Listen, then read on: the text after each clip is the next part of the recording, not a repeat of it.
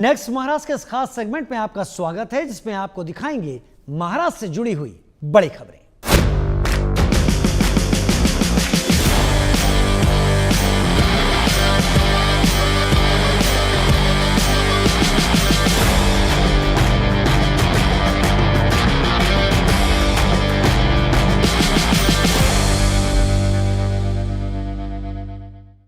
Green steel उत्पादन के क्षेत्र में महाराष्ट्र सरकार ने कंपनियों के साथ 80,000 करोड़ रुपए से अधिक के निवेश पर समझौता किया है। मुख्यमंत्री देवेंद्र फडणवीस का लक्ष्य स्टील निर्माण के क्षेत्र में महाराष्ट्र को नंबर 1 बनाना है। यह रिपोर्ट देखिए। महाराष्ट्र के मुख्यमंत्री देवेंद्र फडणवीस ने अगले 8 सालों में महाराष्ट्र को देश का नंबर 1 स्टील उत्पादक बनाने का लक्ष्य रखा है। फडणवीस सरकार ने औद्योगिक विकास को बढ़ावा देते हुए 9 कंपनियों के साथ 80,962 करोड़ रुपए के निवेश का समझौता किया है। इससे 1 लाख रोजगार का होगा सृजन। ग्रीन एंड सस्टेनेबल स्टील को बढ़ावा मिलेगा। देश में महाराष्ट्र स्टील प्रोडक्शन में हम चौथे नंबर पर है, योगेश जी 4th। अगले 8 सालों में we will be number 1। Mumbai में AIIFA स्टीलेक्स कॉन्क्लेव 2025 के दौरान मुख्यमंत्री देवेंद्र फडणवीस ने बताया कि इससे पहले राज्य के अलग अलग क्षेत्रों में 5 लाख करोड़ रुपए का निवेश हो चुका है। आज करीब 80,000 करोड़ का निवेश महाराष्ट्र में स्टील के सेक्टर में हुआ है। आने वाले दिनों में और भी ज्यादा होगा और इससे पहले हम लोग 5 लाख करोड़ के ऐसे ही निवेश ऑलरेडी साइन कर चुके, जो अलग अलग प्रकार से एक्टिव एंगेजमेंट में है। गढ़चिरौली की बायोडायवर्सिटी को बिना नष्ट किए सरकार की योजना 5 करोड़ पेड़ लगाने की है। 40 लाख पेड़ लगाए भी जा चुके हैं। सरकार का लक्ष्य गढ़चिरौली के स्टील इकोसिस्टम को ग्रीन स्टील इकोसिस्टम में कन्वर्ट करना है। महाराष्ट्र के उप मुख्यमंत्री एकनाथ शिंदे ने मुंबई में स्वस्थ नारी सशक्त परिवार अभियान की शुरुआत की। प्रधानमंत्री मोदी के जन्मदिन पर शुरू हुए इस अभियान का मकसद महिलाओं को बेहतर स्वास्थ्य सुविधाएं उपलब्ध करवाना है। महाराष्ट्र के उप मुख्यमंत्री एकनाथ शिंदे ने मुंबई के यशवंतराव चव्हाण केंद्र में स्वस्थ नारी सशक्त परिवार अभियान का उद्घाटन किया। प्रधानमंत्री नरेंद्र मोदी के 75वें जन्मदिन के अवसर पर शुरू किए गए इस अभियान का मकसद महिलाओं और बच्चों के स्वास्थ्य, पोषण और कल्याण को प्राथमिकता देना और परिवार को सशक्त बनाना है। हमारे देश के सभी माँ बहनें बेटी, इनके लिए जो योजना जो उन्होंने बनाई है अपने जन्मदिन के अवसर पर, इससे भी दिखता है कि उनका हर पल हर दिन देशवासियों के लिए, देशवासियों के जीवन में परिवर्तन लाने में ये वो गवाह रहे और बिता रहे।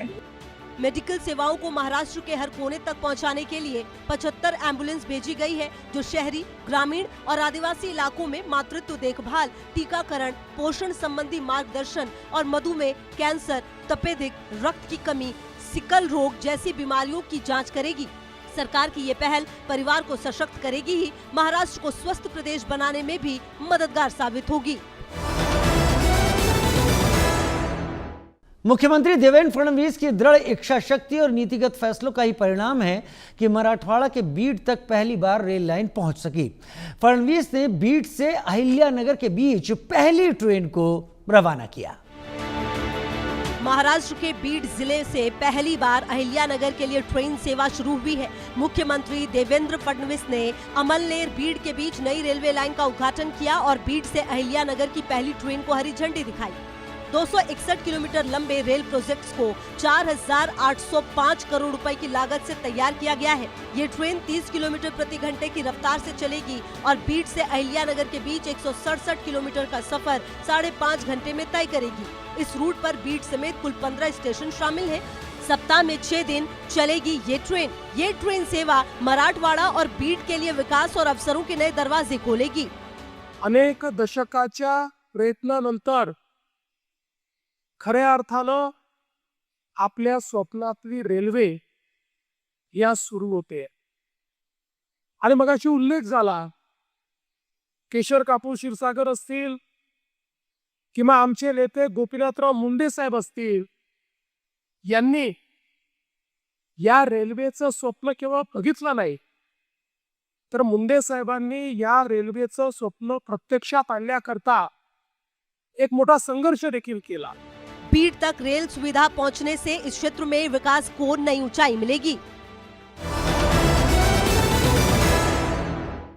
उप मुख्यमंत्री अजीत पवार के दिशा निर्देश में महाराष्ट्र में चलाई जा रही विकास परियोजनाओं में तेजी आ रही है। अजीत पवार लगातार विकास कार्यों की मॉनिटरिंग कर रहे हैं। परिवहन, स्वास्थ्य, शहरी विकास जैसे मूलभूत ढांचागत निर्माण कार्यों में तेजी लाने के लिए महाराष्ट्र के उप मुख्यमंत्री अजीत पवार लगातार संबंधित विभागों के साथ समीक्षा बैठक कर रहे हैं। हाल ही में उन्होंने मेडिकल एजुकेशन डिपार्टमेंट के साथ बैठक की और केंद्र सरकार के साथ मिलकर पुणे में एम्स के निर्माण कार्य में तेजी लाने के निर्देश दिए। पुणे में एम्स के शुरू होने से पश्चिम महाराष्ट्र में लोगों को बेहतर स्वास्थ्य सुविधाएं मिलेंगी। उप मुख्यमंत्री अजीत पवार ने बीड परली रेलवे लाइन के प्रगति कार्य की भी समीक्षा की और अधिकारियों को भूमि अधिग्रहण में तेजी लाने के निर्देश दिए। ये रेल लाइन मराठवाड़ा के आर्थिक विकास में काफी मददगार साबित होगी।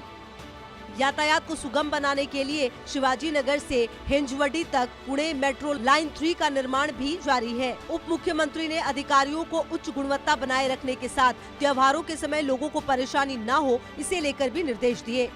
बैठक में रेलवे, PMRDA, महाराष्ट्र मेट्रो समेत कई विभागों के अधिकारी शामिल हुए और सभी विकास परियोजनाओं को समय से पूरा करने को लेकर प्रतिबद्धता जताई। महाराष्ट्र में बांस की खेती को बढ़ावा देने के लिए फडणवीस सरकार जल्द ही बांस उद्योग नीति लागू करने जा रही है। इससे किसानों को जलवायु परिवर्तन के प्रभाव से निपटने में मदद मिलेगी। एक रिपोर्ट। महाराष्ट्र सरकार कृषि क्षेत्र में जलवायु परिवर्तन की चुनौतियों से निपटने के लिए बांस की खेती को बढ़ावा दे रही है। इसके लिए फडणवीस सरकार जल्द ही बांस उद्योग नीति लागू करेगी। मुंबई में अंतर्राष्ट्रीय बांस दिवस सम्मेलन में मुख्यमंत्री ने कहा कि बांस की खेती किसानों के जीवन में क्रांति लाएगी और जलवायु परिवर्तन से लड़ने में मदद करेगी। सरकार की योजना बिजली परियोजनाओं वाले जिलों में बांस की खेती को बढ़ावा देना है।